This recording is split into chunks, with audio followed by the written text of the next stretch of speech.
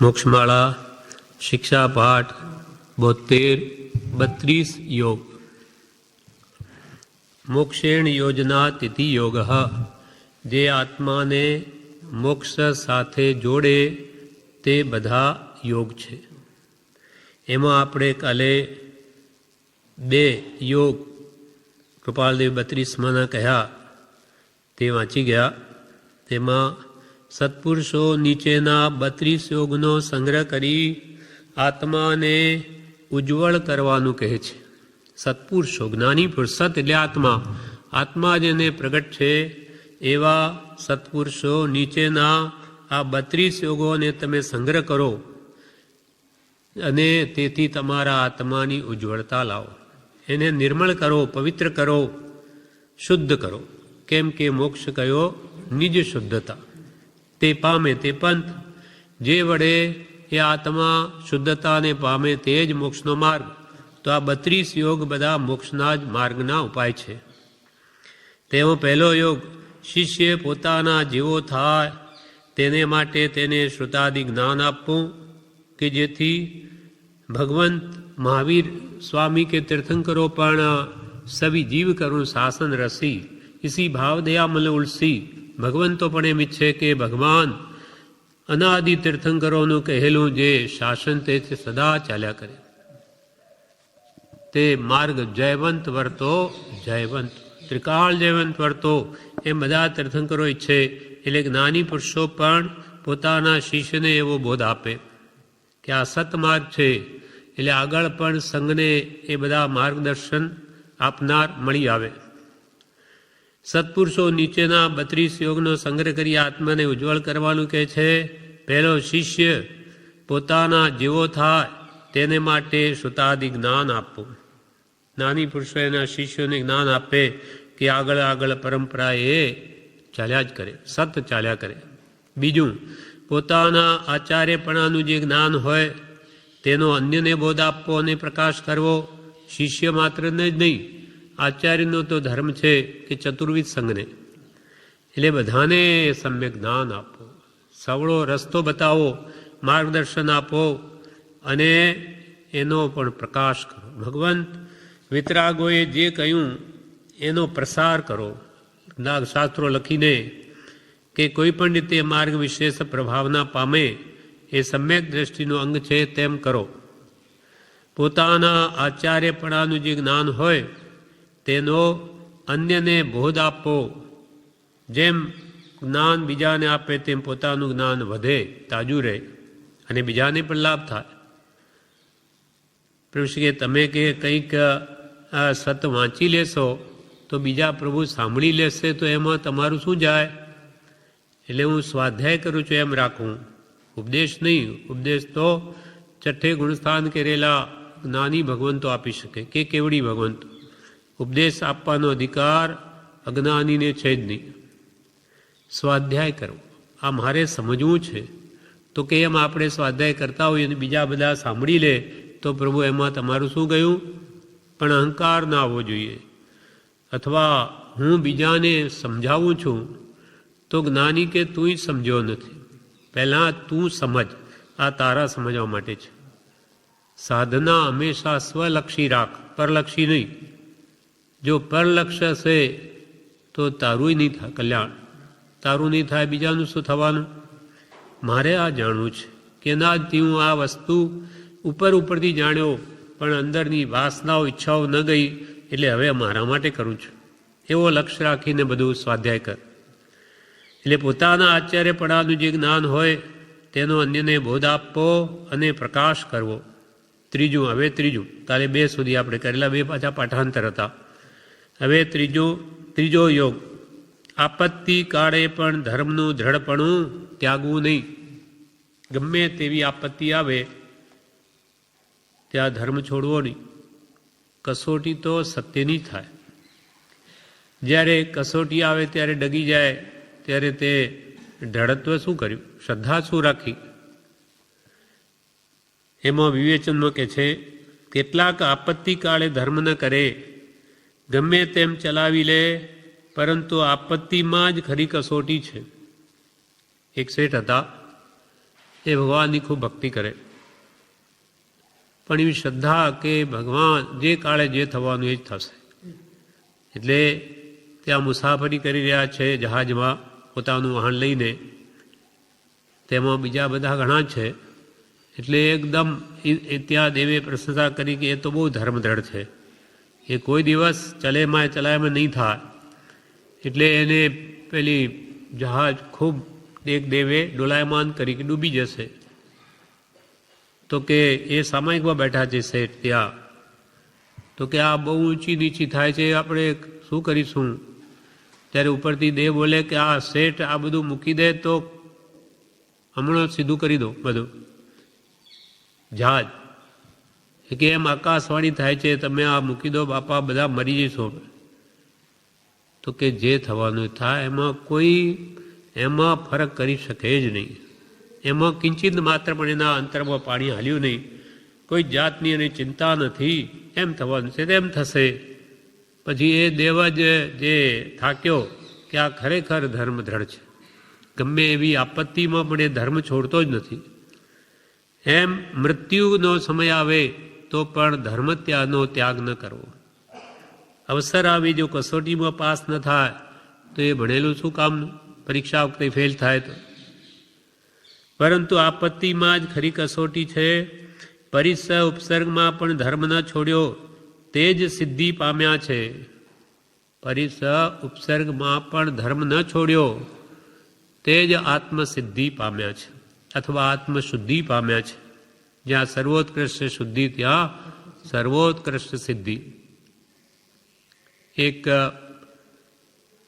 5-7 સાધુ ભગવંતો દ્રષ્ટાંત છે. બીજે ગામે વિહાર કરીને જતા હતા.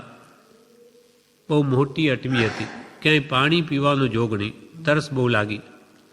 તો એક શિષ્ય પુત્રને એમ થયું, એક પિતા પુત્રે પણ દીક્ષા લીધેલી. પુત્રનું નામ તો ધનમિત્ર છે, પિતાનું નામ ધનમિત્ર ને પુત્રનું નામ ધન શર્મા, પણ બંને દીક્ષા લીધેલી છે. પુત્રને બહુ તરસ લાગી, એટલે પિતાનો એના પ્રત્યે મોહ. બીજા બધા આગળ વિહાર કરીને ચાલે છે, પેલો ચાલી શકતો નથી, તરસ બહુ લાગી છે, જાણે મરી જઈશ. એટલે પિતાએ એમ કહ્યું કે તું એમ કર, પેલો નદી જો પેલો તળાવ દેખાય છે ત્યાં જ આ પાણી પી લે, પછી ગુરુ પાસે પ્રાયશ્ચિત લઈ લેજે. એ તો કે મારે ચલાવ્યું નથી.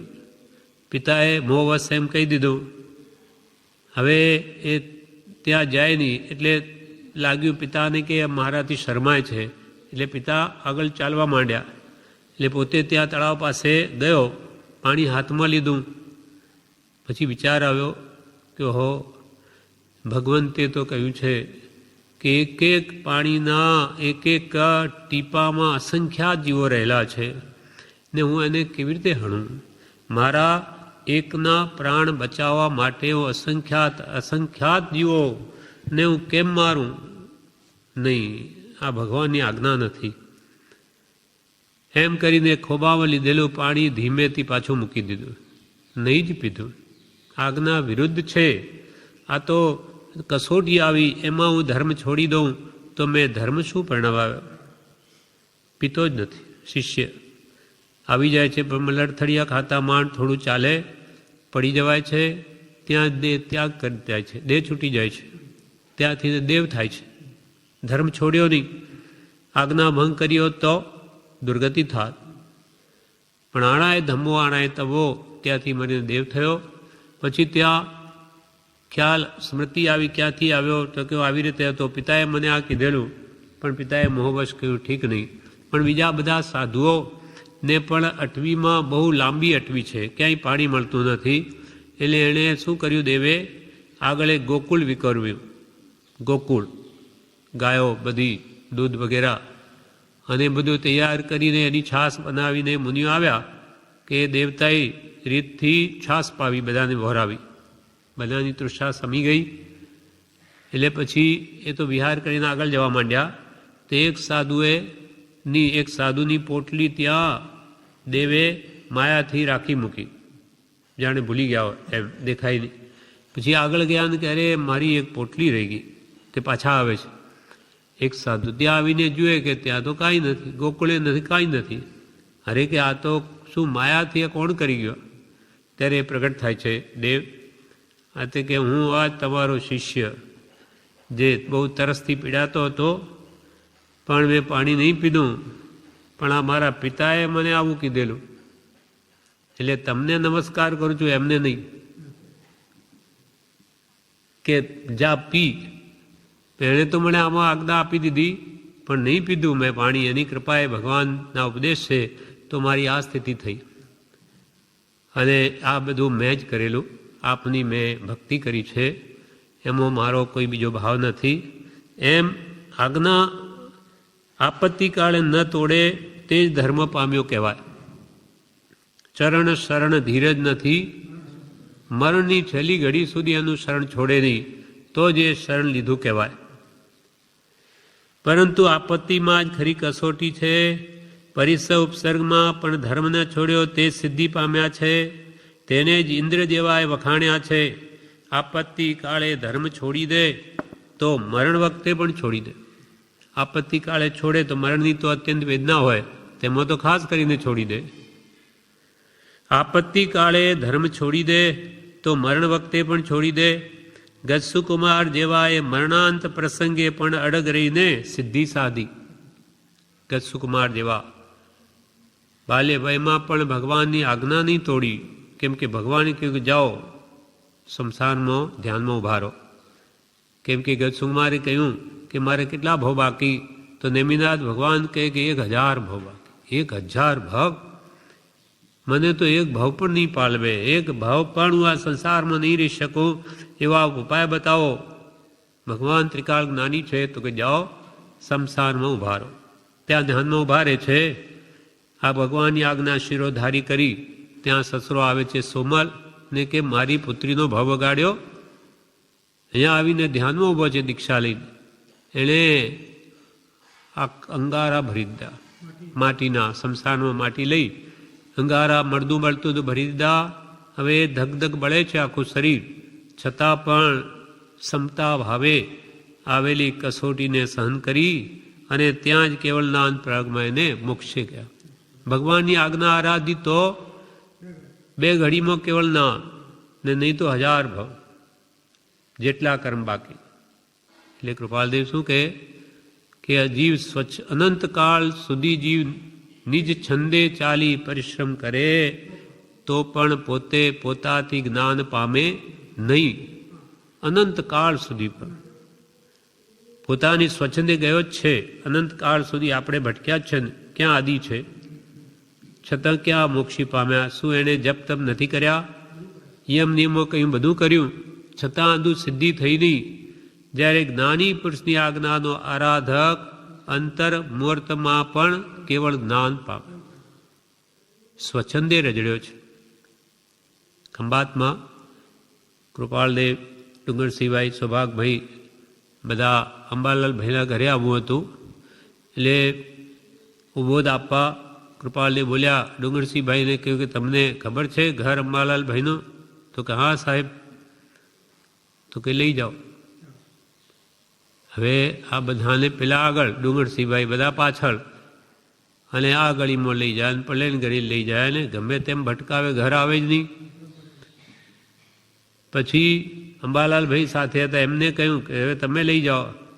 તો કે આ રહ્યું સાવ જ પાસે, પણ આમ ફેરવે ફેરવે ઘર આવે નહીં. એમ જેને માર્ગની ખબર જ નથી અને એ કે હું માર્ગ બતાવું, તો પોતે ભટકે અને બીજાની ભટકાવે. એમ કુગુરુ આશ્રય આપણે લઈએ કે સ્વચ્છંદે વર્તીએ તો આપણો પણ સંસાર વધે અને આપણા આશ્રિત હોય તો એનોય વધે. માટે જ્ઞાનીનું શરણ લેવું. માર્ગને પામેલો માર્ગને પમાડશે. જેને મોક્ષ માર્ગની ખબર, એ તો કે આ રહ્યો માર્ગ, શું કામ આટલા બધા મહેનત કરો? દ્રઢ શ્રદ્ધા રાખો સતની, અને એને પોષણ મળે એમ આત્માર્થ લક્ષ્ય રાખીને વર્તો તો માર્ગ સરળ છે. બાકી જપ તપ જ માત્ર કરી અને આત્મશુદ્ધિનો લક્ષ્ય ન રહ્યો તો અનંત ભવ ગયા, હજુ ઊભો સુકાઈ જાય મહાપુરુષો કે તોય નહીં થાય. તે ભગવાન બાહુબલી, હું કે ઋષભદેવ ભગવાન પાસે જાઉં તો મારા 98 નાના પુત્રોને નમસ્કાર કરવો પડે. એના કરતો કેવળ જ્ઞાન પ્રાપ્ત કરીને જ જાઉં, પછી તો નમવું ન પડે. ધ્યાનમાં ઉભા રહી ગયા જંગલમાં. 12 મહિના વીતી ગયા.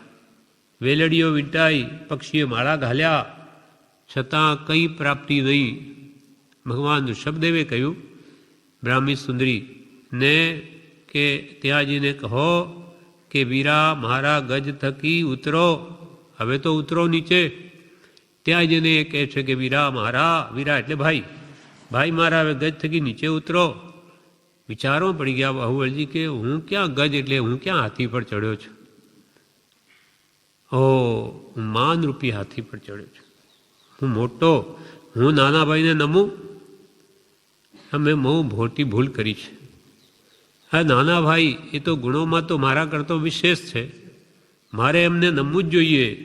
એમ કરીને જેવો પગ ઉપાડ્યો કે તે જ ક્ષણે કેવળના સંજ્વલન માન હતું નહીં જેવું, એ પણ કેવળના આવવા ન દીધું, અને જ્ઞાનીએ ઈશારો કર્યો તો તે જ ક્ષણે કેવળના.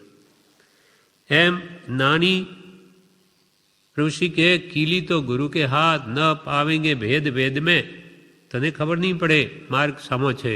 નાની કે એમ કર્યો જા તો તારું કામ વહેલું થશે. એમ ગજસુકુમાર જેવાએ મરણાંત પ્રસંગે પણ અડર રહી સિદ્ધિ સાધી. એટલે ત્રીજો યોગ છે તે મોક્ષને જોડે એવો કે આપત્તિ કાળે પણ ધર્મનું દ્રઢપણું ત્યાગવું નહીં. ગમે એવી આપત્તિ આવી આવીને શું થાય? મરણ થઈ જશે, મૃત્યુ આ દેહનું. આત્મા તો કદી મરતો નથી. આત્માને તો કોઈ વાળ વાંકો પણ ન કરી શકે. તો ફિકર શું છે? આપત્તિ કાળે ધર્મનો ત્યાગ કદી ન કરવો. હવે ચોથો યોગ છે લોક પરલોકના સુખના ફળની વાંછના વિના તપ કરવું. તપ કરવું કયું? ઈચ્છા નિરોધસ તપઃ.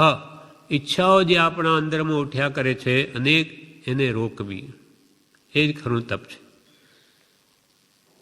આજે ઉપવાસ કરીને કાલે સવારમાં શીરો પાણી ખાઈશું કે એવા માલ મસાલા એવો જો ભાવ રહ્યો તો એ ઉપવાસ નથી. પણ ઈચ્છાઓને રોકવી છે, મને પીડે છે માટે. અને આત્માનો આ ખાવા પીવાનો અનાહારી છે, આત્માનો સ્વભાવ નથી માટે ઉપવાસ. ઉપ એટલે પાસે, વાસ એટલે વસવું, આત્માને પાસે વસવું. વિશેષ ટાઈમ મળ્યો, નિવૃત્તિ મળી, ઉપવાસમાં વિશેષ આરાધના કરું, એવો આત્માર્થના લક્ષ્ય ઉપવાસ હોય તો જ કામનો છે. બાકી લક્ષ્ય જો ખાવાનો રહે એ ઉપવાસ નથી. એક ટાણું કરે અને બીજે દાડે બદામ પિસ્તા આ વર્ષી તપોમાં એમ જ થાય. એક દિવસ ઉપવાસ પણ બીજે દાડે જે એક ટાણામાં ભોજન હોય બીજે દાડા સુધી માંડ પચે. એવી જાત જાતની 40-50 વાનગીઓ બનાવે આજના જમાનામાં, અને લાખો રૂપિયા ખર્ચે ને ધર્મમાં ને આવા પૌષ્ટિક આહારો કરીને આત્માર્થનું લક્ષ્ય નહીં. અને ગુરુઓ પણ એમ કહે કે દેવલોક મળે. એક ઉપવાસ એક આચાર્ય હતા, એણે કહેલું, મેં સાંભળેલું, એમના મોટા આચાર્ય કહેવાય. તે વ્યાખ્યાનમાં બીજે દિવસે ઉપદાન ચાલુ થવાનું है कि कल जो उपवास करेगा उसका 10,000 वर्ष का नरक का आयुष टूट जाएगा और 10,000 वर्ष स्वर्ग का सुख मिलेगा. હવે એને કેવી લાલચ આપી? એક ઉપવાસ આ ઉપધ્યાનમાં કરશો ને 10,000 વર્ષો સ્વર્ગનું સુખ મળશે અને 10,000 તમારું નરક આયુષ તૂટી જશે. જ્ઞાનીઓ કદી એમ ન કહે આ સ્વર્ગ બતાવો, સ્વર્ગ. જ્ઞાનીઓ કે સપનામાં પણ મને સ્વર્ગ સુખ ન હો એવી ઈચ્છા. કેમ કે ત્યાં જઈને નીચે આવવું પડે વધારે. એ મોહમાં જે કમાયું કમાણી બધી ખોઈ નાખી, મોહમાં ને નીચ ગતિએ જતો રહે એકેન્દ્રીય આદિમાં. જ્યારે કહેવાતા ગુરુ આવું કહે તો આ શિષ્યો શ્રાવકો કોની પાસે બીજું સાંભળે? એમ જ્ઞાનીઓ હંમેશા આત્માર્થનો લક્ષ્ય રખાવે. આત્માને જન્મ મરણથી છોડાવવા માટે આ છે તપ. નિર્જરા ચ, કર્મોની નિર્જરા કરવા માટે જ, પુણ્ય બાંધવા માટે નથી. એટલે પરલો લોકોને દેખાડવા કે દેવલોક વગેરેની ઈચ્છા છોડીને તપ કરવું. દેવલોકની ઈચ્છા માટે નહીં, એ છોડીને તપ કરવું. આ લોકમાં કીર્તિ મેળવવા, લોક રંજન કરવા તપ કરે, અથવા પરલોકમાં સુખ મળશે એ ઈચ્છાથી તપ કરે તો એ રૂપ વ્યાપાર કહેવાય. આ તો ધંધો થયો. હું ઉપવાસ કરું, ત્યાગ કરું એટલે મને દેવલોક મળજો. જેમ પ્રભુ શ્રી કે અહીંયા મુઠ્ઠી દાળિયા આપું પણ આવતા ભવમાં મને એક ગુણી મળજો. એટલું મેં દાન આપ્યું ને એટલે એને મને 1000 ગણું મળજો. જેમ કહેવાય કે વ્યાજમાં રોકે તો ધન બમણું થાય અને ખેતરમાં રોકે તો 100 ગણું થાય અને દાનમાં વાપરે તો 1000 ગણું થાય. તો કે આ તો વેપાર જોરદાર છે. એટલે આટલું આ તપ વગેરે દાન કરું એટલે મને આવતા બમમાં 1000 ગણું મળજો. તો એ તો વેપાર થઈ ગયો. નાન્યું કે આ તો સોદો થયો. ભક્તિ કરીને ભગવાન પાસે જો માંગી લીધું તો એ ભક્તિ છે જ નહીં. નિષ્કામ ભક્તિ જોઈએ. ભાડાયત જે સેવા ફળ જાચે, ભક્તિ નહીં તે તો ભાડાયત જે સેવા ફળ જાચે. જાચે એટલે યાચે, માંગે. ભક્તિ નહીં તે તો ભાડાયત જે સેવા ફળ જાચે. ખરો ભક્ત તો કોણ? દાસતી કે જે ધન ભરી નિરખી કે કીની પરે નાચે. સેવા સારજો જીનની મન સાચે. પણ મત માગો ભાઈ સેવા સારજો જીનની મન સાચે. સાચા મનથી ભગવાનની સેવા કરજો પણ મત માગો ભાઈ. સાચો ભક્ત તો દ્રષ્ટાંત આપ્યું કે દાસ તીકે. ખરો દાસ તો તે જ કે જે ઘન ભરી નાચે. ઘન એટલે વાદળા. પાણીથી ભરેલા વાદળા જોઈને મોર નાચે તો શું મળે એને? કંઈ નહીં. બસ જોઈને એને આનંદ થાય કે વરસાદ થશે. બાકી એને કંઈ આપણી જેમ કંઈ લાભ શું થવાનો? નિષ્કામ પ્રેમ છે એને એવો. ઘન દાસ તીકે જે ઘન ભરી નિરખી કેકીની એટલે મોર કેકીની પરે નાચે. ભગવાનને જોઈને નાચે, અંતર એનું ઉલ્લાસ પામે તો એ ખરી ભક્તિ છે. બાકી ભક્તિ લઈને માગે એ તો ભાડાયત. ભક્તિ નહીં તે તો ભાડાયત જે સેવા ફળજા છે. એમ અહીંયા કે છે આ લોકમાં કીર્તિ મેળવવા, આ લોકો મને મોટો કે આ તો ધર્માત્મા છે, આ તો તપસ્વી છે, આવું કેવડાવવા, લોકરંજન કરવા તપ કરે અથવા પરલોકમાં સુખ મળશે એ ઈચ્છાથી તપ કરે તો એ રૂપ વેપાર કહેવાય. કેટલું આ કાયાને કષ્ટ આપીશ ને તો પછી આવતા સુખમાં ઘણું લાંબા કાળ સુધી મને ઇન્દ્રિય સુખ મળશે. કેમ કે આત્માના સુખ તો એને જાણ્યા જ નથી. એની ઊંડે ઊંડે જ ઈચ્છા હોય. અહીંયા સુધી કહ્યું કે સમ્યક દર્શન ન થાય ત્યાં સુધી કંઈ ને કંઈ ઈચ્છા હોય. સમ્યક દ્રષ્ટિને નિષ્કાંકિત અંગ હોય છે. તેથી તે એવી ઈચ્છા મૂકીને તપ કરે તે મોક્ષને માટે થાય છે. સમ્યક દર્શન વગર આપણી ઈચ્છા ઊંડે ઊંડે ઇન્દ્રિય સુખની હોય છે. તપ કર્યું સારું થશે, આપણે આ ભૂમય બધું સારું રહેશે, આવતા ભૂમય સુખી થઈશું. પણ સુખ એટલે શું? ઇન્દ્રિય સુખ, ભૌતિક સુખ. આત્મિક સુખ તો એને જાણ્યું જ નથી. એટલે મિથ્યા દ્રષ્ટિને આ ઊંડે ઊંડે એવી ઈચ્છા ઇન્દ્રિય સુખની હોય છે, જ્યારે સમ્યક દ્રષ્ટિને ન હોય. એને આત્માનો અનુભવ છે. એને નિષ્કાંક્ષિત અંગ પ્રગટ્યું છે. નિષ્કાંક્ષિત, નિકાંક્ષા, નિશંકિતા, નિવિતિગીચા, નિશંકીય, નિકંકીય. નિષ્કાંક્ષિત અંગને અને આ નિષ્કાંક્ષા. કાંક્ષા એટલે ઈચ્છા, કોઈ ઈચ્છા નહીં, કોઈ પણ જાતની. એટલે સમ્યક દ્રષ્ટિને નિષ્કાંક્ષિત અંગ હોય છે. તેથી તે ઈચ્છા મૂકીને માત્ર આત્માર્થે તપ કરે છે. માટે તેનું તપ મોક્ષને માટે થાય છે. ચિત્ર અને સંભૂતિ હતા દ્રષ્ટાંત છે આના ઉપર. બે સાધુ હતા, દીક્ષા લીધી હતી. કથા ઘણી લાંબી છે પણ અહીંયા આપણે મૂળભૂત વાત કરીએ. એટલે ચક્રવર્તી તેને નમવા આવે છે દર્શન કરવા. ત્યાં નમે છે ચક્રવર્તીને એની સ્ત્રી. ચક્રવર્તીની પટરાણી સ્ત્રી રત્ન કહેવાય.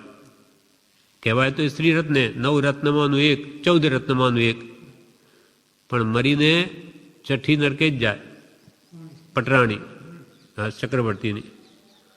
હવે એણે શું થયું કે દર્શન જેવા કર્યા ચિત્ત સંભૂતિને, ત્યાં સંભૂતિને પટરાણીનો ચોટલો અડી ગયો. હવે એને એવું થયું એ સ્પર્શથી કે જો મારા તપનું કંઈ ફળ હોય તો આવા સ્ત્રી રત્નનો હું સ્વામી થાઉં. નિયાણું કરી દીધું, જે પછી બ્રહ્મદત્ત ચક્રવર્તી થાય છે અને મરીને 7મી નરકે જાય છે. એમ પછી ભાઈ ચિત્રે બહુ સમજાવ્યા, એને વાત ખબર પડી. પછી એણે કહ્યું તો કે નહીં, હવે નહીં ફરે, એ જ એવું ઘર કરી ગયું. એટલે મહાપુરુષો કે કોઈ દિવસ બી નિયાણું નહીં કરવું, નહીં તો એની નરગતિ થાય છે. એમ કે છે ઈચ્છા રહિત તપ કરવું. એ તપ કરી એણે શું કહ્યું, મારા તપનું કંઈ ફળ હોય, આટલું બધું તપ કર્યું તો હું આ સ્ત્રી રત્નનો સ્વામી થાઉં. એટલે બધું તપ સ્ત્રી માટે વેચી દીધું. આ હું કદી કરવું નહીં. આ જ નહીં, કોઈ પણ પ્રકારની ઈચ્છા તપ કરીને રાખવી નહીં. તપ તો મોક્ષ માટે છે. કર્મોની સંપૂર્ણ નિર્જરા કરી આત્માને સંપૂર્ણ નિર્મલ કરીને મુક્તિ મળે એના માટે છે. કંઈ આ સંસાર સુખ માટે નથી. એ સંસાર સુખ છે જ નહીં, એ તો પાછા એને દુઃખમાં લઈ જાય એવા છે. जिस सुख अंदर दुख वसे सो सुख भी दुख रूप. चढ़ उतंग जहाँ से पतन शिखर नहीं वो कूप. यहाँ ठेठ ઉપર ચડીને નીચે પડવાનું હોય તો હા, એ ઉપર નથી ચડતો, એના માટે ઊંડો કૂવો થતો જાય છે. તેમ દેવલોકમાં જઈને જો હલકી ગતિમાં એકંદરીમાં સિદ્ધિ જવાનું થાય તો એના માટે આ દેવલોક શું કામનો.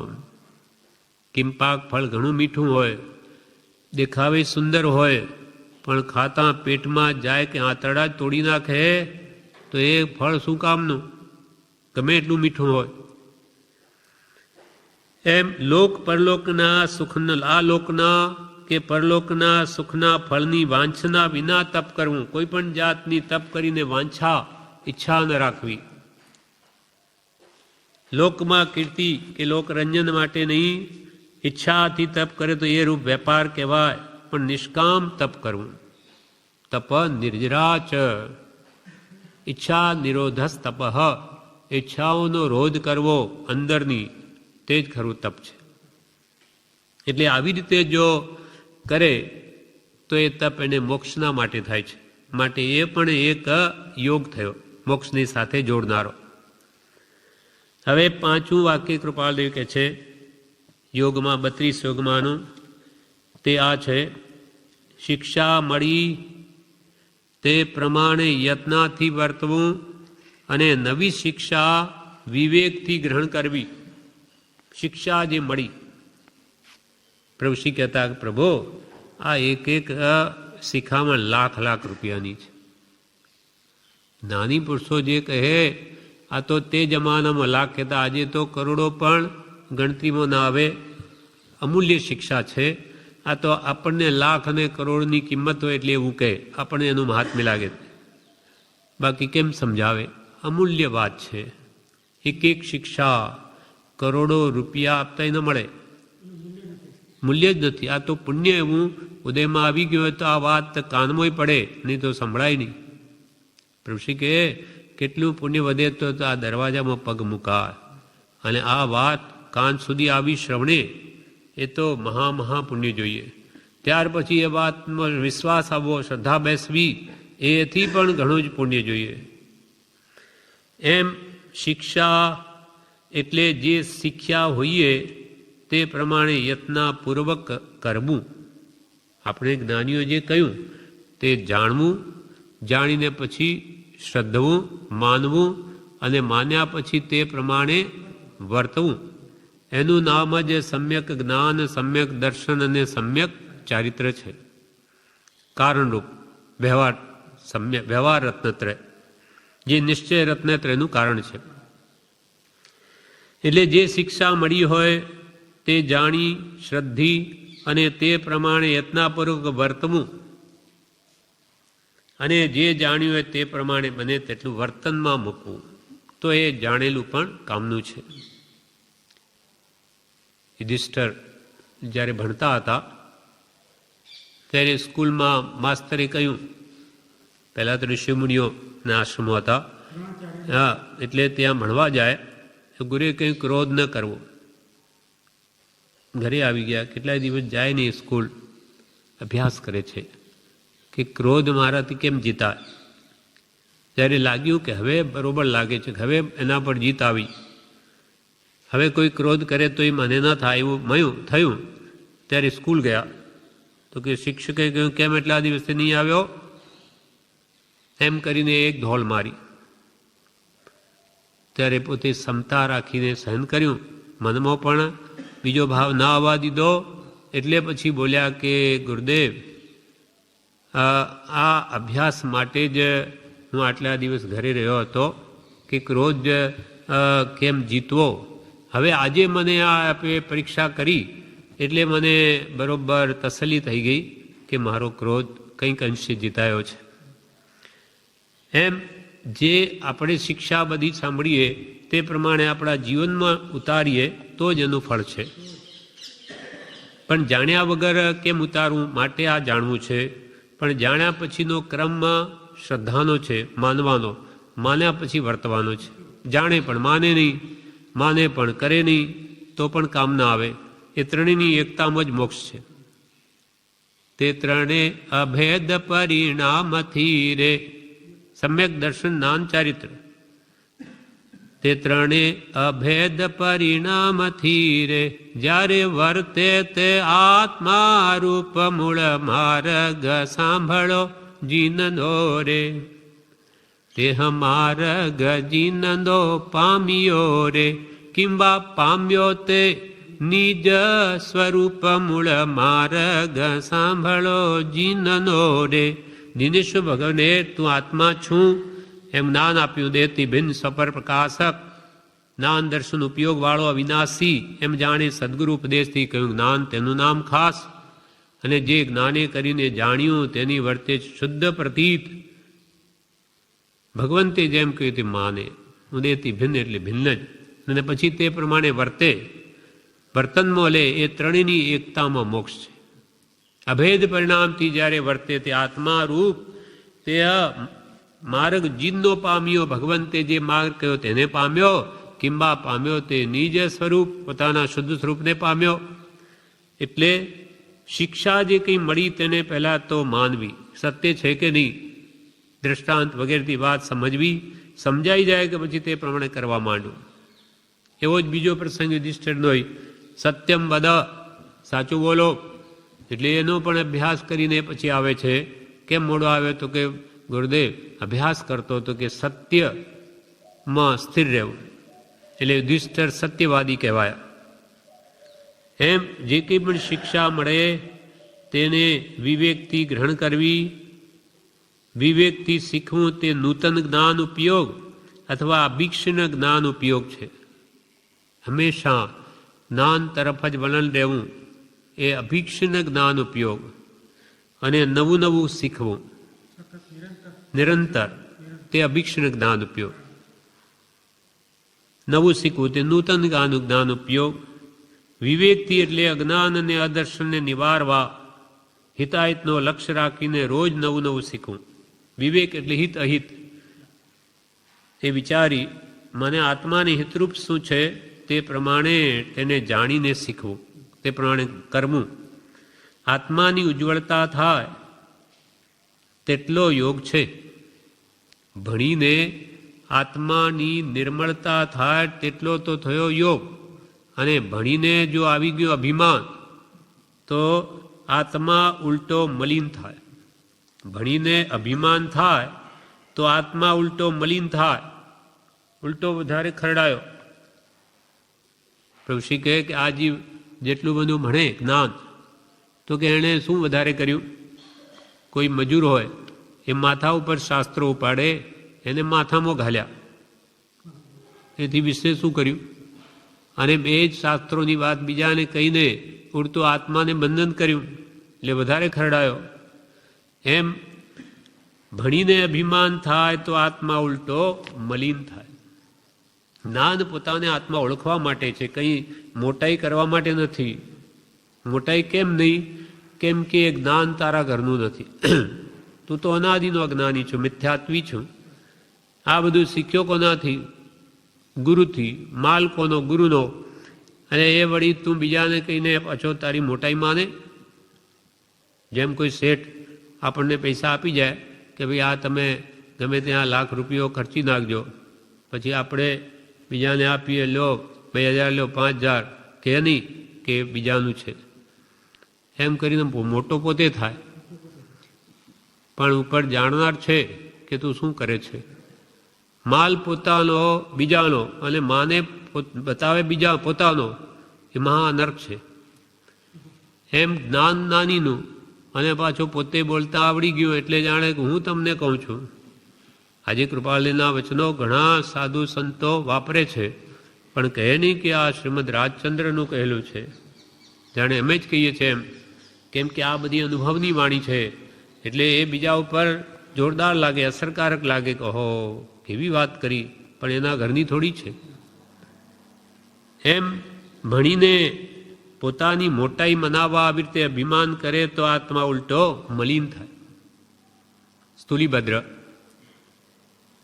મહાન આચાર્ય હતા, તે મહાન સાધુ ભગવંત, કે જેનું બ્રહ્મચર્ય તો એટલું બધું અદ્ભુત થયું, જે કે 84-24 સુધી તો એનું નામ રહેશે કે ત્યાં સુધી એવો કોઈ થવાનો નથી કે જે વેશ્યાને ઘરે રહેલા છે, શેઠ પુત્ર તો હતા, તો ત્યાં વેશ્યાનું ભોજન કેવા, એના પહેરવેશ કેવા, એનો વાર્તાલાપ કેવો, એ પણ એની ચિત્રશાળામાં તે કેવી હોય, છતાં પણ પોતે મનથી અખંડપણે ત્યાં બ્રહ્મચર્યા રાખી છે 4 મહિના.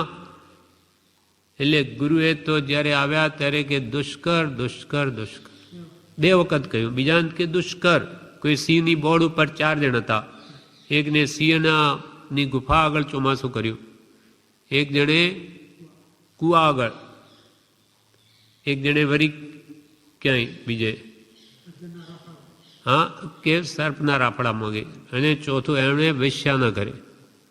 એટલે એ જેવા આવ્યા ત્યારે ગુરુ કે દુષ્કર દુષ્કર. ત્યારે બીજા શિષ્યને કહ્યું આપણે દુષ્કર કામ કર્યા કે એણે? આ તો ઘરમાં રહી ખાઈ પીને ત્યાં બેઠા, અને વળી ગુરુ કે દુષ્કર દુષ્કર. તો આવતા ચોમાસે આપણે આવું કરીશું. એક શિષ્યે ગુરુ પાસે આજ્ઞા માંગી, હું કે વેશ્યા પાસે જઈને હા ચોમાસું કરું. ગુરુ મૌન રહ્યા, કે ટકી ન શકે, જ્ઞાની છે એની જાણે, છતાં કે હું કરીશ જ, હું આમ રહીશ જ.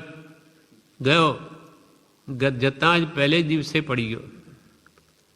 ત્યારે એ તો સમ્યક દર્શન પામેલી હતી, એટલે કે આમ અમે નહીં, અમારે તો પૈસા જોઈએ, લઈ આવો.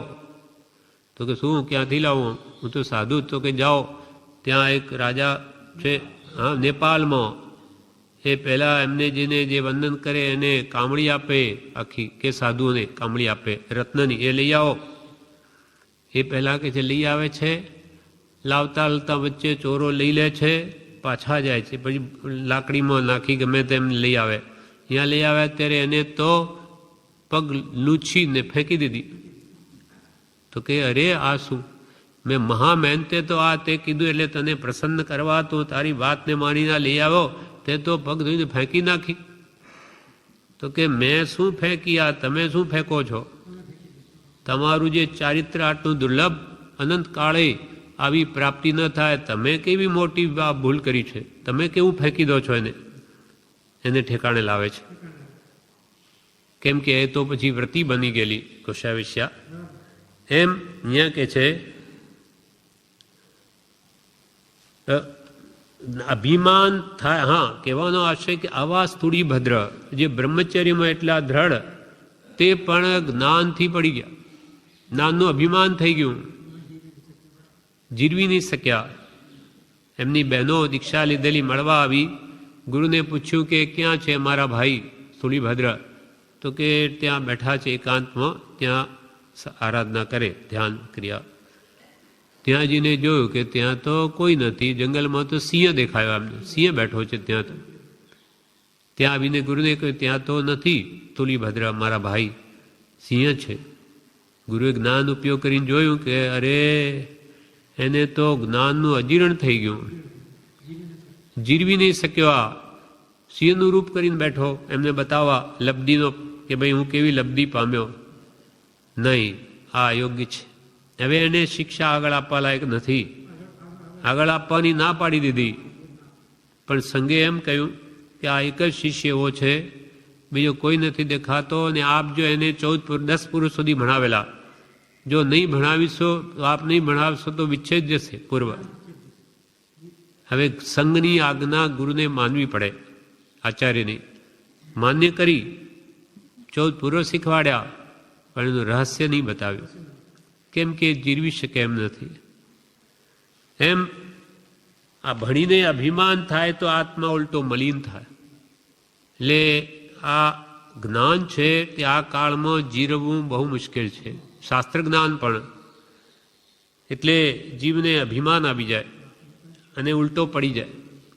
એટલે પ્રભુ શ્રી કે પ્રભુ ડાયા ડાપણ કરનારા રહી જશે અને બાળા ભોળાનું કામ થઈ જશે.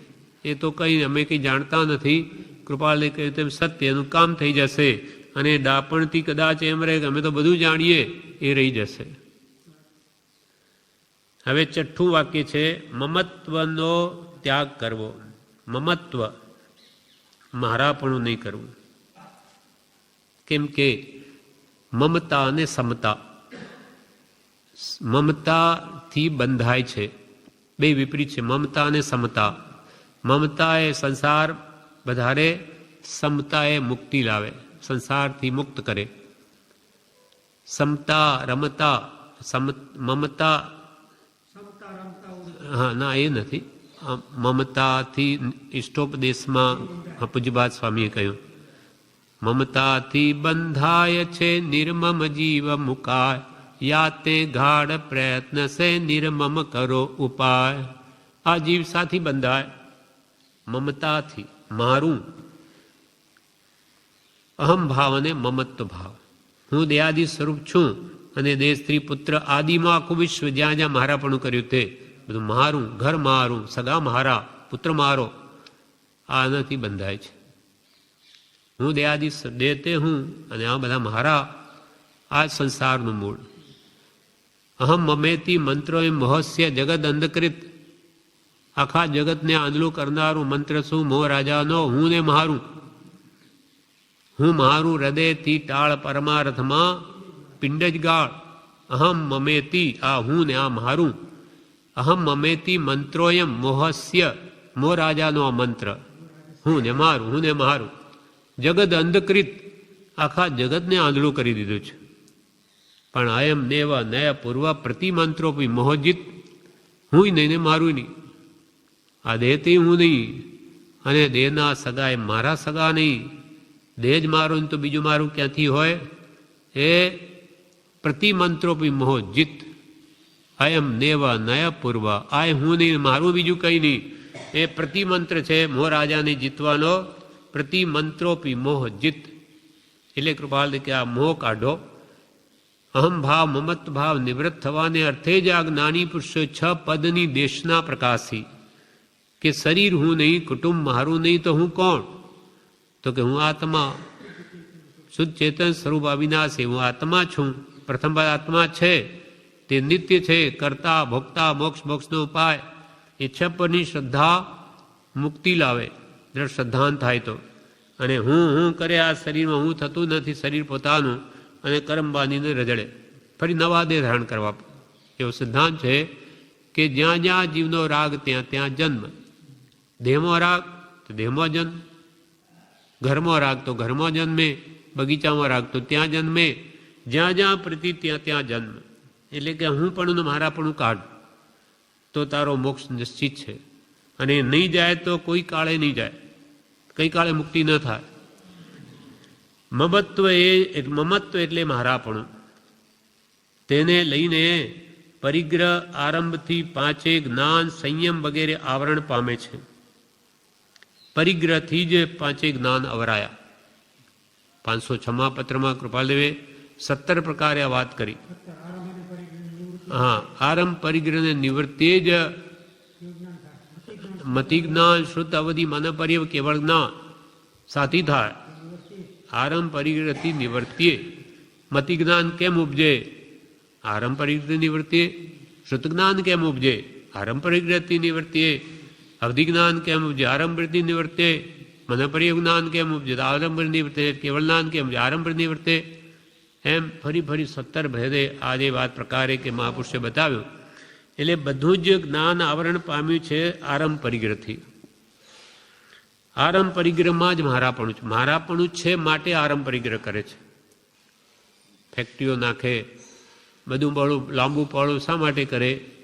આ બધું મને મળે, મને વિશેષ મળે એના માટે. આરંભ એટલે હિંસા. સમરંભ સમારંભ આરંભ મન વચતન કીને પ્રારંભ.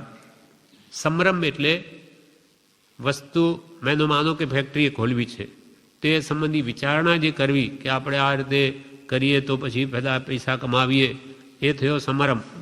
હવે નક્કી થયું કે ભાઈ આપણે ફેક્ટરી કરવી છે, હવે સાધન એનો મેળવો. પહેલાં તો ક્યાં કરવી, ક્યાં લેબર ચીપ, ક્યાં માલ સસ્તો, કે બધું ક્યાં જગામાં ચાલે, એ પહેલાં સમારંભ. પછી વસ્તુઓ ભેગી કરો, મશીનરી લાવો, વગેરે ગોઠવો, એ સમારંભ. અને પછી કરો આરંભ. પછી મેં ફેક્ટરી ચાલુ કરો. સમારંભ સમારંભ આરંભ મન વચ તન કીને પ્રારંભ. કૃત કારિત મોદન કરીકે ક્રોધાદિ ચતુષ્ટય ધરીકે. ક્રોધ આદિ, ક્રોધ માન માલો ભાદી, આવામાં બધો કાળ વ્યતીત કરીને આરંભ પરિગ્રહમાં સમય કાઢ્યો. મમત્વ એટલે મારાપણું.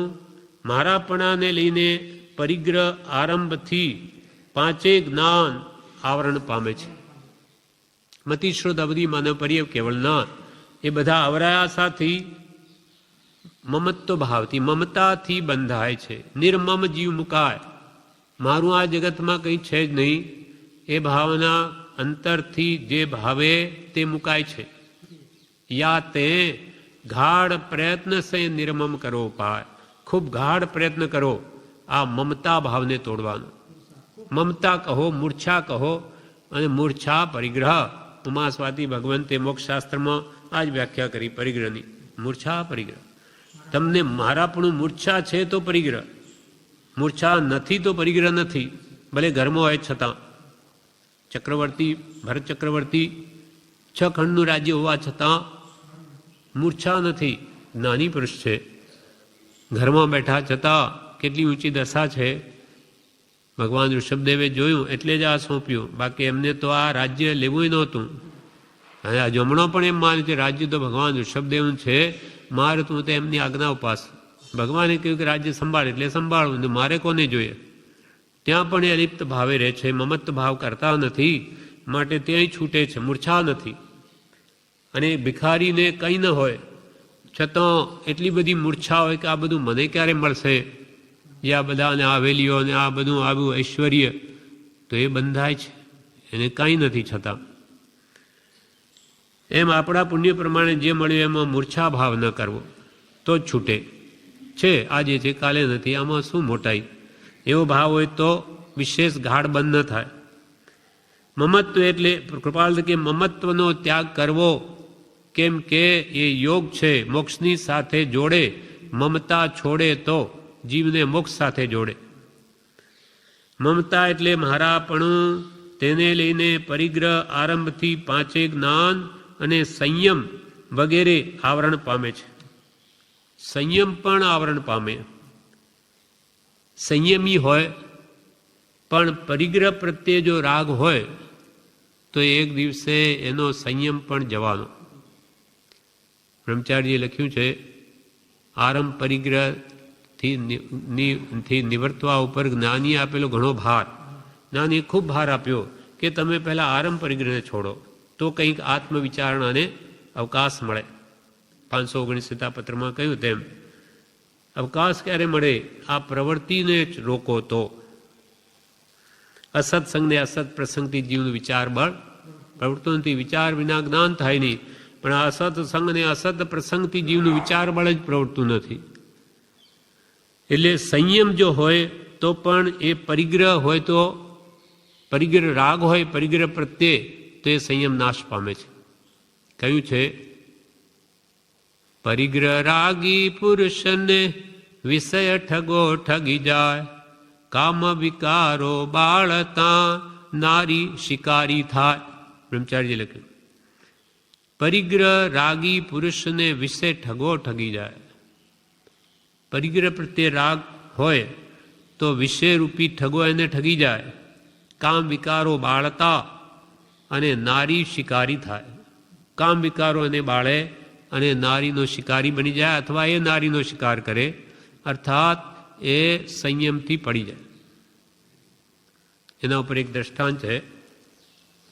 રત્નાકર સુરી જે પ્રસિદ્ધ છે સંપ્રદાયમાં, રત્નાકર 25 ના રચનારા, હા રોજ બોલીએ છીએ, એ રત્નાકર 25 ના લખનારા રત્નાકર સુરી એ પણ સંયમથી પડી ગયેલા વિદ્વાન હતા બહુ. એટલે આ અનેક ગ્રંથોના અભ્યાસી પંડિત મહા. એટલે રાજા પણ પ્રસન્ન થાય, એમને બોલાવે ત્યાં જવા લાગ્યા. પછી રાજાએ પાલખી મોકલવા માંડી તો એના અંદર બેસીને જાય. હા, પગે નહીં, ધીમે ધીમે કેવું આવરણ આવે છે. પછી એ રાજા એમને હીરા માણેક મોતી આપે એ પણ સંગ્રહ કરવા લાગ્યા, એ પણ લેવા માંડ્યા. એમ કરતાં કરતાં બ્રહ્મચારી તો અહીંયા સુધી લખ્યું છે, એમને ક્યાંય મળ્યું હશે. એટલે બોધામૃત ભાગ પહેલામાં એમ લખ્યું છે કે સ્ત્રીથી પડી ગયેલા, અહીંયા સુધી આવી ગયેલા. પણ એમને કોણે ઠેકાણે લાવ્યા? તો કે એક કુંડલિયા નામના શ્રાવકે એમને ઠેકાણે લાવ્યા. એ ત્યાં આવ્યો અને આટલા મોટા સમર્થ આચાર્ય છે, એટલા બધા વિદ્વાન છે, હવે એમને ઠેકાણે તો લાવવા, પણ કેટલીક એમની ગુંજાઈશ છે પહેલાં જોઉં. એટલે જ્યારે પાલખીમાં બેઠા રાજાને ત્યાં જવા, ત્યારે ત્યાં જઈને હાથ જોડીને એમ બોલ્યો કુંડલિયો શ્રાવક કે હો આપ જેવા આચાર્ય ભગવાનના દર્શન કરવા તે આજે હું ધન્ય બની ગયો, કારણ કે આપને જોવાથી મને ગૌતમ આદિ ગણધરો, સુધર્મા સ્વામી, જંબુ સ્વામી અને પ્રભવ સ્વામી કે સ્વયંભવ આચાર્ય જેવાની સ્મૃતિ થાય છે. કે તરત જ બોલ્યા રત્નાકર સુરી, એવું બોલો માં, નીચું જોઈને એવું બોલો માં, તમે આ કોના સાથે ઉપમા આપી? મને કાગડાની ઉપમા હંસ સાથે નહીં, શોભતું નથી. એટલે કુંડલિયા શ્રાવકને થયું કે અહીંયા કંઈક ગુંજાઈશ છે, અંદરમાં પોતાનો દોષ પોતે સ્વીકારવા તૈયાર છે. એટલે પછી એ પપ્પાશ્રમમાં જઈને એમને કહ્યું કે ગુરુદેવ, આ મારો એક શ્લોક છે, એનો મને અર્થ નથી સમજાતો. હું ઘી વેચવા આવ્યો છું, એટલે થોડા દિવસ ત્યાં રહીશ, આપ મને અર્થ સમજાવો. એટલે પછી અર્થ તો એનો એવો હતો કે જે પરિગ્રહમાં આસક્ત હોય તો એના તપ બધા કરવાનો પ્રયોજન શું? બધું નિરર્થક એવો ભાવ. એટલે આચાર્ય અનેકાર્થી હતા, અનેક જાતના અર્થ કરી શકે. તો રોજે નવા અર્થ કરે, પણ આ મૂળ અર્થ કરે જ નહીં. એટલે રોજે પછી એક કુંડલિયો શ્રાવક એમ કહે કે આપે કહ્યું સત્ય હશે, પણ મને વાત બેસતી નથી, મને આનો અર્થ હજુ નથી સમજાતો. એમ કરતાં 6 મહિના કાઢી નાખ્યા. 6 મહિના, કેટલી ધીરજ! અને પછી એ કે હવે આજે મારે ઘીના જેટલા પૈસા આવ્યા એ પૂરા થવા આવ્યા છે, એટલે હવે હું આવતીકાલે જવાનું છું. પણ મારા જે ખેદ રહી ગયો કે આપે અનેક 6 મહિના સુધી નવી રીતે મને સમજાવ્યો, પણ મને હજુ એ અર્થ સમજાણો નહીં. આચાર્યને વિચાર આવ્યો કે હજુ એક દાડો કે કાલનો દાડો ફરી રોકાજો. કેમ કે એને વિચાર્યો કે મારા જીવનમાં જ હું આવું પરિગ્રહને સંગ્રહ કરી બેઠો છું, તો હું કેવી રીતે મારે વાણીમાં આવે કે જેને એને સ્પર્શે વાણી. એટલે કે કાલનો દાડો જરા થોપજો, પછી વિચાર. 6 મહિના સુધી તમે રહ્યા જ છો. એને પછી રાત્રે તો વિચાર કરીને કે મારી મોટી ભૂલ, ખૂબ પશ્ચાતાપ કર્યો. આવું પાપ મારાથી, હું સાધુ મુનિ થઈને હું હીરા માણેક મોતી સંગ્રહ મારે શું કરવા છે? નહીં જોઈએ. બધું મૂકીને વિહાર કરવા માંડ્યા. એટલે બીજે દિવસે સવારમાં આવ્યો કે બધું વિહાર કરવાની બધી તૈયારી હતી. એટલે કુંડલીઓ શ્રાવક કહે કે આજે તો ગુરુદેવ આપના ઉપદેશ વગર જ મને ગાથાનો અર્થ સમજાઈ ગયો. આજે આપની આ સ્થિતિ જોઈ, મતલબ કે આપે તો આ બધું છોડીને ચાલવા માંડ્યા, એ આજે તો મને બિલકુલ સમજાઈ ગયું. આપ એવું વગર ઉપદેશ છે એમ. પછી તો એ કે છે કે બધું એનું હીરા માણેક મોતી મુનિ કોઈને આપી ન શકે, એટલે એને ઘંટીમાં દળાવીને ભૂકો કરાવી ફેંકી દીધા, એ કોઈને બીજાને આપી ન શકે. એમ જે શ્રાવકો કૃપાલદેવે પણ આ પાઠ સુખ વિશે વિચારમાં કહ્યું કે આજે મુનિઓને આ શ્રાવકોના આચારને મુનિઓ નથી સ્થિર કરી શકતા, એટલે શ્રાવક જ એમને સુધારી શકે, એટલે કે હું ઘરમાં રહેલો છું. એમ પેલા સુખ વિશે વિચારમાં શેઠ કહે. તેમ અહીંયા મુનિઓને પણ શ્રાવકો સુધારે એવું થઈ ગયું. કામદેવ શ્રાવકોનું દ્રષ્ટાંત ભગવાન મહાવીર મુનિઓને કહે છે કે હે મુનિઓ, આ કામદેવ શ્રાવક જેવા ધર્મ દ્રઢ થાઓ. એ તો શ્રાવક છે, તે 8મ 14 જંગલમાં જઈને ઉપવાસ કરે, તપ કરે વગેરે એમ કે છે. પછી તો એ ઠેકાણે આવી ગયા. એમ ત્યારે કે છે કે જે મમતા હોય તે તો બંધાય છે, કેમ કે પરિગ્રહ મૂર્છા એ જ પાપ છે. મમતા હોય ત્યાં સમતા ન હોય, અને મમતા જાય તો સમતા આવે, અને સંસાર વળગે સાથી તો કે મમત્વને લઈને, મારાપણાને લઈને સંસાર વળગે. જો પુદ્ગલ ફરસના નિશ્ચય ફરસે સોય, મમતા સમતા ભાવસે કર્મ બંધ ક્ષય હોય. મમતાનો ત્યાગ કરે તો સંસાર છૂટે, તેથી મૂર્છા મમતા મોહનો ત્યાગ કરવો એક મોટો યોગ છે. તેથી મોહ મૂર્છા મમત્વ ભાવનો ત્યાગ કરવો એ જ મોટો યોગ છે. કેમ કે જ્યાં સુધી મમતાને છોડે નહીં ત્યાં સુધી સમતા આવે નહીં, અને સમતા એ તો આત્માને રહેવાનું ઘર છે, ત્યાં સુધી આત્મા સમભાવમાં આવે નહીં. માટે મમતાનો ત્યાગ કરે તો સંસાર છૂટે, તેથી મૂર્છા મમતા મોહનો ત્યાગ કરવો એ જ યોગ છે, મોક્ષની સાથે જોડે એવો છે. જેથી આત્માનો મોક્ષ થાય તેવા મોક્ષના સાધનરૂપ આ એક એક યોગ અમૂલ્ય છે. એક એક યોગ કે છે જો આરાધે તો એને મોક્ષની સાથે જોડે એવા છે.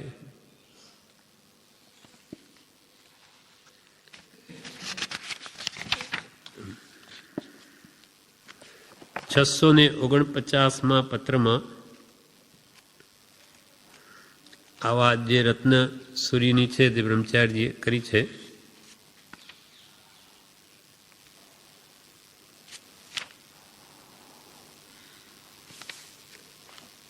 પત્ર સુધા પત્ર 649.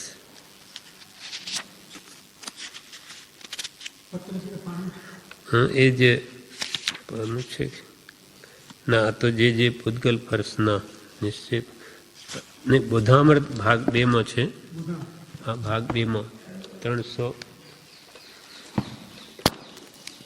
369 પાનું પર છે.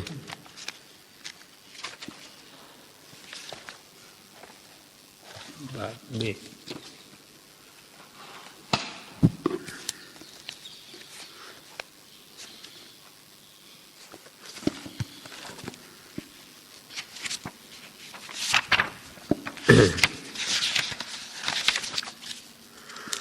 આમાં બ્રહ્મચારીજીએ ઈચ્છે છે જોગીજન એ એમાં કહ્યું છે આ કે રત્નાકર મુનિ હતા, તે બહુ વિદ્વાન હતા.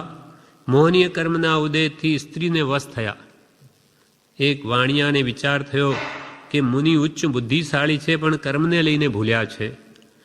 આપણાથી થાય એટલું કરી લેવું. પછી તે ઘી લઈને મુનિને ત્યાં આવ્યો ને કહ્યું કે હું અહીં ઘી વેચવા આવ્યો છું ને જવું છે, પણ આ એક શ્લોક છે તેનો અર્થ નથી સમજાતો. મુનિએ અર્થ કર્યો, પણ તેણે કહ્યું મને તો બેસતો નથી. બીજે દિવસે ફરી બીજો અર્થ કર્યો, પણ તેણે કહ્યું મને તો બેસતો નથી. એમ 6 મહિના સુધી કર્યું. પછી મુનિને વિચાર આવ્યો કે એનો શું અર્થ હશે, આટલા અર્થ કર્યા છતાં કેમ બેસતો નથી. પછી ભાન આવ્યું કે હું તો સુધર્યો નથી અને બીજાને સી રીતે સુધારી શકું. વાણિયો પણ તે દિવસે ઘી વેચીને આવ્યો ત્યારે મુનિ વિહાર કરી જવા માંડ્યા. વાણીએ અર્થ કરવાનું કહ્યું એટલે અર્થ મુનિએ કર્યો. વાણીએ કહ્યું કે આજે બરોબર સમજાઈ ગયું. પોતે પોતાના દોષો જે થયા એના ઉપરથી રત્નાકર 25 લખી. એમાં આ જ ભાવ એમને ત્યાં લખ્યો છે કે એક ગાથામાં રત્નાકર આચાર્ય, મેં ભોગ સારા ચિંતવ્યા પણ રોગ સમચિંત્યા નહીં. મેં ભોગ સારા ચિંતવ્યા પણ રોગ સમચિંત્યા નહીં. આગમન ઈચ્છ્યું ધન તણું, રાજા ધન આપતો હતો. આગમન ઈચ્છ્યું ધન તણું પણ મરણને પ્રીછ્યું નહીં. મરણ મારી માથે ભમેરે છે તો મેં કદી પૃચ્છા કરી નહીં કે આ બધું ભેગું કરીને મારે કરવું છે શું. મેં ભોગ સારા ચિંતવ્યા પણ રોગ સમચિંત્યા નહીં. આગમન ઈચ્છ્યું ધન તણું પણ મરણને પ્રીછ્યું નહીં. નહીં ચિંતવ્યું મેં નર્ક કારા ગ્રહ સમી છે નારીઓ. મધુબિંદુની આશા મહી ભય માત્ર હું ભૂલી ગયો. નહીં ચિંતવ્યું મેં નર્ક કારા ગ્રહ સમી છે નારીઓ. મધુબિંદુની આશા મહી ભય માત્ર હું ભૂલી ગયો. નહીં ચિંતવ્યું મેં નર્ક કારા ગ્રહ સમી છે નારીઓ. કારક એટલે જેલમાં જેમ માણસને ઘાલી દે, પરાધીન બનાવે, તેમાં સ્ત્રીઓ મને પરાધીન કરનારી છે. મોહ છે સ્ત્રીઓ માટે, પુરુષો માટે મોહ. એના કારણે બાકી તો પ્રભુ શ્રી કે બધા આત્મા છે પ્રભુ, આત્મામાં દોષ નથી, પણ આ વેદોદય છે એને લઈને આ બધો દોષ છે. મધુબિંદુની આશામય ભય માત્ર હું ભૂલી ગયો. મધુ પૂડો, મધપૂડો જેમ ટીપા પડે એની જેમ વિષયોની આ ઈચ્છામાં સંસારનો ભય જ ભૂલી ગયો કે 4 ગતિ સંસાર રૂપી કુવામાં જઈને પડીશ. મધુબિંદુની આશા મહી ભય માત્ર હું ભૂલી ગયો. એમ પોતાના દોષો એ તો કામ કાઢી ગયા, હવે આપણા માટે છે આ બધું. એવી રીતે એક આચાર્ય હતા, 4 પંચ મહાવ્રત સંબંધી બોલે તો 4 મહાવ્રત તો ઉપર તો ખૂબ ગાજી ઉઠે, અને પરિગ્રહની વાત આવે ત્યારે ઢીલા પડી જાય. કારણ શું? શિષ્યને એકને થયું કે આમ કેમ થાય છે રોજે. એટલે શિષ્ય પછી જોડી ઝંટા બધા જોયા એમના કે અંદરથી સોના મોહર નીકળી, એ લઈ લીધી. હવે બધું રોજે પેલો વ્યવસ્થિત મૂકે ગુરુ, પણ તે દિવસે બધું આઘું પાછું થયેલું જોયું કે આ બધું કેમ છે. કેમ કે એ જે વ્યવસ્થિત બાંધતા બીજાથી ન બંધા, એટલે આજે કંઈક શું છે જોયું કે મોહર છે જ નહીં. આ કોઈ કાઢી લીધી. પણ પછી સાચી સમજણ હતી કે સારું થયું કે વૃત્તિ ત્યાં જ રહેતી હતી, એ તો એ સારું થયું. એટલે તે દિવસે પછી પરિગ્રહ વિશે પણ ખૂબ ગાજ્યા. એટલે બધા તો ઉઠીને ચાલ્યા ગયા, પણ શિષ્ય બેસી રહ્યો ને શિષ્યએ કહ્યું, ગુરુદેવ આજે તો આપે હદ કરી. તો કે તારા જ કામ લાગે છે. પણ સારું કર્યું કે કાઢી લીધી, મારી વૃત્તિ ત્યાં જ રહેતી હતી. એમ મૂર્છા પરિગ્રહ, જ્યાં આપણી વૃત્તિ ત્યાં જ રહે. આપણી બધાની એવી છે અજ્ઞાની જીવોની, એટલે જેટલો નિમિત્તને આધીન જીવ છે. એટલે પ્રભુ કે મમત્વનો ત્યાગ કરવો એ પણ એક યોગ છે, આપણને મોક્ષ સાથે જોડે. મૂર્છા છોડીએ તો આ પ્રમાણે 6 વાક્ય આપણે કર્યા. વિશેષ આપણે આવતીકાલે